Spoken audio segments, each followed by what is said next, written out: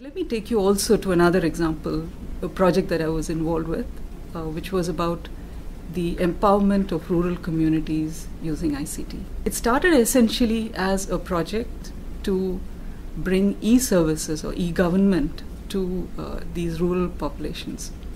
But what happened was it rapidly added on other elements such as health and education, all enabled by ICT.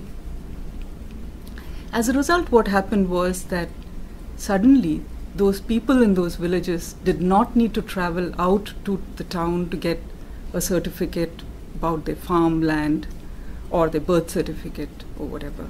The children in the village could now aspire and get educated the same way as children in urban areas. The youth in the village were able to now prepare for the same exams, entrance exams or job interview exams, same way that their counterparts in the towns would. There were women in the village could now reach a doctor or a specialist in a hospital in the city and get medical advice just like that. Now that was very, very powerful because women otherwise did not really have the best of healthcare. All of this resulted in a complete transformation of the village and the way people in the village could now do things in a very different way.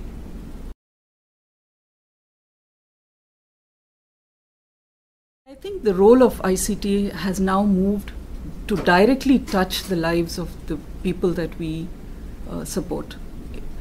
So I think there is the case for doing much more in terms of bringing ICT front and center of the projects that we are involved in. There are a lot of innovations taking place. So if you look around the countries that we operate in, there are many, many little pilots taking place. The question now is, how do those pilots scale? How do they touch the lives of many, many more? I think ADB has a very strong role to play there in terms of identifying these innovations and helping to bring them to scale. But what scaling does also imply is, apart from, of course, the financial investments involved, it also implies that ADB now is in a position where we can pick up elements of what we've done to make other projects succeed in various other sectors and bring them into these sectors as well.